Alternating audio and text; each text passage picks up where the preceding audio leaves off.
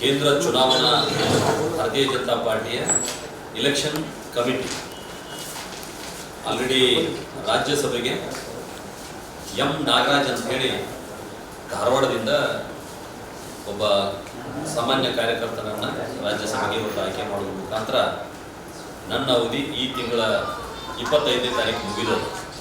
ಆ 25ರ ನಂತರ ಎಂ ನಾಗರಾಜ್ ಅವರು ಈ ಸ್ಥಾನಕ್ಕೆ ಬರ್ತಾರೆ. ಅವರು ರಾಜ್ಯಸಭೆಯ ಅಭ್ಯರ್ಥಿ ಇವತ್ತು ಆದರು ಅನ್ನುವಂಥದ್ದನ್ನು ತಮ್ಮ ಗಮನಕ್ಕೆ ನಾನು ತರ್ತಾ, ನಾನು ಪಕ್ಷದ ವರಿಷ್ಠರು ಏನು ತೀರ್ಮಾನ ತಗೊಂಡಿದ್ದಾರೆ, ಯಾವ ರಾಜ್ಯಸಭೆ ಚುನಾವಣೆಗೆ ಅಭ್ಯರ್ಥಿಯನ್ನು ಆಯ್ಕೆ ಮಾಡಿದ್ದಾರೆ, ನಾನು ಕೂಡ ಅದನ್ನು ಸ್ವಾಗತ ಮಾಡ್ತೀನಿ. ಕಾರಣ ಅಂತಂದರೆ ಉತ್ತರ ಕರ್ನಾಟಕದ ಭಾಗಕ್ಕೆ ಅವರು ಅವಕಾಶವನ್ನು ಕೊಟ್ಟರು ಮತ್ತು ಹಾಲುಮತ ಸಮಾಜದ ಅಭ್ಯರ್ಥಿಯನ್ನು ಘೋಷಣೆ ಮಾಡಿದರು.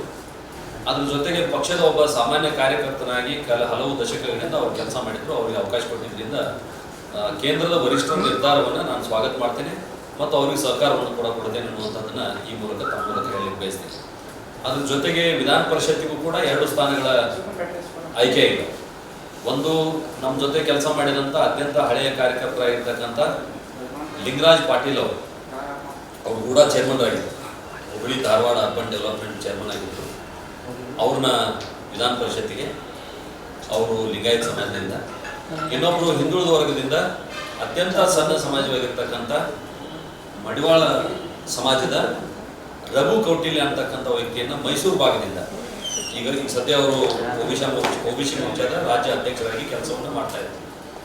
2 ವಿಧಾನ ಪರಿಷತ್ತಿಗೆ ಮತ್ತು 1 ರಾಜ್ಯಸಭೆಗೆ ಏನು ಆಯ್ಕೆ ಮಾಡಿದಾರೆ, ಆ ಎಲ್ಲವೂ ಕೂಡ ಪಕ್ಷದ ಕಾರ್ಯಕರ್ತರಿಗೆ ಕೊಟ್ಟಿದ್ದರಿಂದ ಕರ್ನಾಟಕ ರಾಜ್ಯದ ಕಾರ್ಯಕರ್ತರ ಪರವಾಗಿ ನಾನು ಅದನ್ನು ಮುಕ್ತ ಕಂಠದಿಂದ ಹೊಗಳ್ತೇನೆ ಮತ್ತು ಅದನ್ನು ಸ್ವಾಗತ ಕೂಡ ಮಾಡ್ತೀನಿ ಅನ್ನುವಂಥದ್ದು ಈ ಮೂಲಕ ನಾನು ಹೇಳಲಿಕ್ಕೆ ಬಯಸ್ತೇನೆ.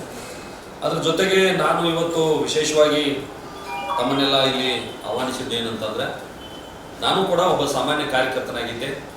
ನನಗೆ ನಿರೀಕ್ಷೆ ಕೂಡ ಇರಲಿಲ್ಲ. ಪಕ್ಷದ ಹೈಕಮಾಂಡ್ ಪ್ರಧಾನಮಂತ್ರಿಗಳಿರ್ಬೋದು ಮತ್ತು ಕೇಂದ್ರ ಗೃಹ ಸಚಿವರಾದಂಥ ಅಮಿತ್ ಶಾ ಅವರು ಇರ್ಬೋದು, ಅವತ್ತಿನ ರಾಷ್ಟ್ರೀಯ ಅಧ್ಯಕ್ಷರಾಗಿರ್ತಕ್ಕಂಥ ಶ್ರೀಯುತ JP ನಡ್ಡಾ ಅವರು ಇರ್ಬೋದು, ರಾಷ್ಟ್ರೀಯ ಸಂಘಟನಾ ಪ್ರಧಾನ ಕಾರ್ಯದರ್ಶಿಗಳಾದಂಥ ಸನ್ಮಾನ್ಯ ಸಂತೋಷಿ, ಕರ್ನಾಟಕದವರು ನಮ್ಮವರೇ ಸಂತೋಷಿ ಇರ್ಬೋದು, ನಮ್ಮ ರಾಜ್ಯದಿಂದ ಕೇಂದ್ರದಲ್ಲಿ ಸಚಿವರಾಗಿರ್ತಕ್ಕಂಥ ಸನ್ಮಾನ್ಯ ಪ್ರಹ್ಲಾದ್ ಜೋಶಿಯವರಾಗಿರ್ಬೋದು, ಅವತ್ತಿನ ರಾಜ್ಯ ಅಧ್ಯಕ್ಷರಾಗಿರ್ತಕ್ಕಂಥ ಸನ್ಮಾನ್ಯ ಯಡಿಯೂರಪ್ಪ ಅವರು ಇರ್ಬೋದು, ಈ ರೀತಿ ಬಹುತೇಕ ಎಲ್ಲ ಮುಖಂಡರು ನನಗೂ ಕೂಡ ಕಳೆದ 6 ವರ್ಷಗಳಿಂದ ಒಬ್ಬ ರಾಜ್ಯಸಭಾ ಸದಸ್ಯನಾಗಿ ಕೆಲಸ ಮಾಡುವಂಥ ಒಂದು ಸಂದರ್ಭವನ್ನು ಒದಗಿಸಿಕೊಟ್ಟರು.